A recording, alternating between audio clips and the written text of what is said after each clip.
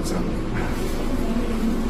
The position being that the family wished to respect the wishes of the former president of the Republic of Zambia. And the respect that has been accorded to him, as he wished could be accorded to him, was that he be buried in Zambia. Subscribe, and click the notification bell. And in being buried in Zambia, he took cognizance of the fact that he served the country faithfully and diligently, putting aside personal ones and putting the country back on a trajectory of development. Hence, the massive infrastructure development that he oversaw being undertaken in the country. And as such, he would not take away the reason, or rather the obligation of every Zambian, or the desire of every Zambian, to mourn him with dignity.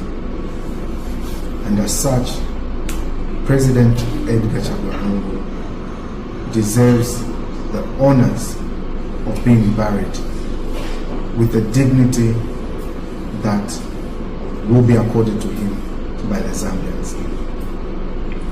Through all this, he was cognizant to the fact that the government, under the watch of President Hakainde Hichilema, did not treat him as it ought to have.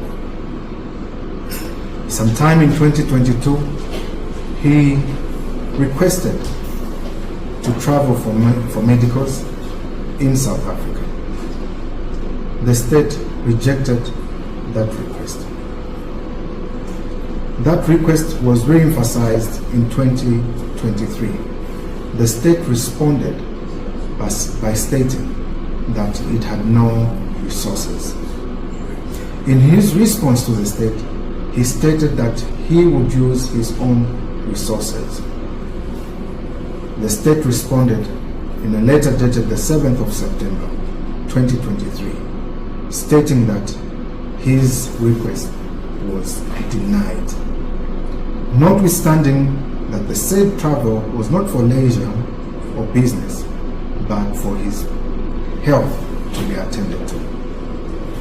It should be known that at any given time, the state was aware of the ailment of President Edgar Chagwagana, having served in State House, and thereafter being former president, they knew what his condition was. Despite all that knowledge that they had, they still refused to allow him to travel. Fellow countrymen and women, you will note that at the time these entitlements were being denied him, he hadn't returned to active politics. He was still receiving other entitlements, such as a pay that is due to a former head of state. But as regards his health and his movement, those were heavily restricted by the state. In 2025,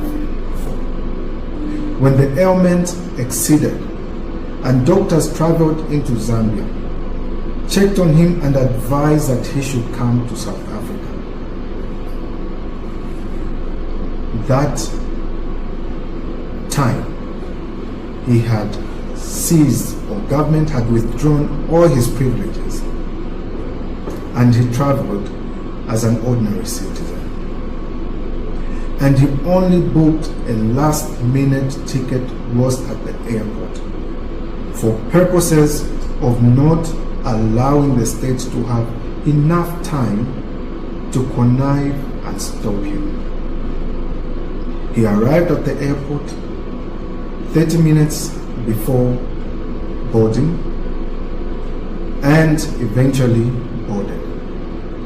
Those that dared to give him courtesies at the airport have since been fired. In our meeting with the state today, we made it open and clear that the family is not averse to certain privileges, though having been taken away from him, to be accorded to him as he earns them.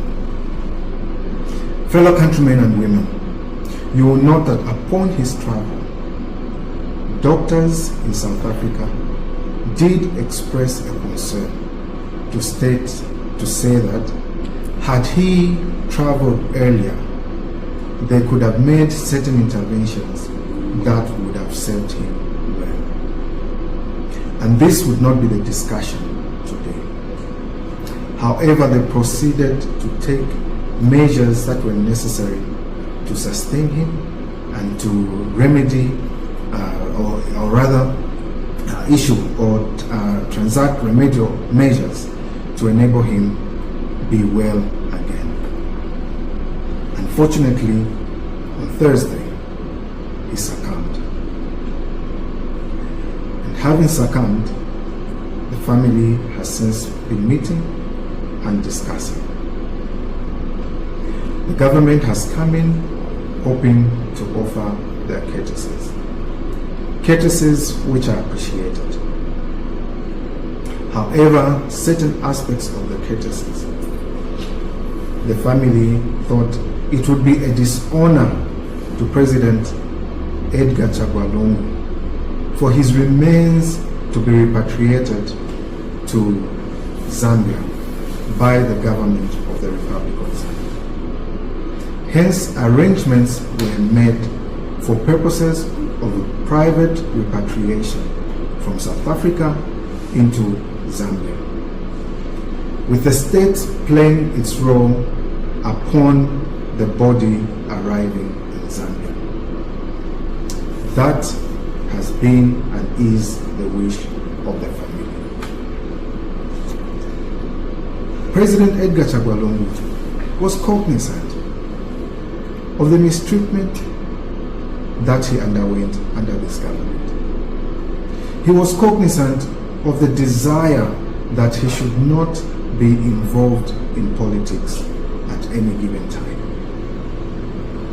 But he thought that his health superseded all the other political considerations of this government. And it is the position of the family that he be honored to travel back to Zambia in the manner that he left Zambia, in his private capacity, and return in his private capacity. Whilst he was in South Africa, and his travel to South Africa was by well wishers. His medicals were attended to by well wishers. And his travel has since been arranged by well wishers. The state has opted to say they do not desire that he be flown into the country privately, with them taking over the processes from the airport. A position which goes against the desires of President Edgar lungu himself and the family. It is not their desire to deny the Zambian people from mourning President Edgar lungu. Their only desire is to honor his wishes, that in the same manner that he came to South Africa to seek medical attention, be the same manner he is taken into Zambia, with all accolades being offered to him upon arrival in Zambia, for the benefit of the Zambian people, as he was a statesman. With that, our engagement with the government today has fallen on deaf ears. The government has come with a position of imposing themselves on the ceremonial issues that relate to President Edgar lungu. The family has given a view as to how they would desire the processes to be, who the celebrant of the funeral should be, where the funeral should be held, in agreement with the government. the desires of President Edgar will not be taken away. Issues relating to his faith will not be taken away. The state will not impose faith or anything else on the desires, against the desires of President Edgar and his family. It is for this reason that the family has reached a stalemate with the state, as the state desires to impose its will on how the mortal remains of the former president will be dealt with. For this reason, the family has resolved that they will handle the processes on their own. And those that are willing to mourn him will mourn him in regard of the desires of President Edgar himself and the family. As the family mourns, they call for unity, they call for sobriety, they call for introspection, that this should not be a cause for division, but should be a cause for unity. And as such, any imposition from the government that goes against the desires of the family will not be accepted. However, we remain amenable to a win-win situation that accommodates all the views of the stakeholders involved. I thank you.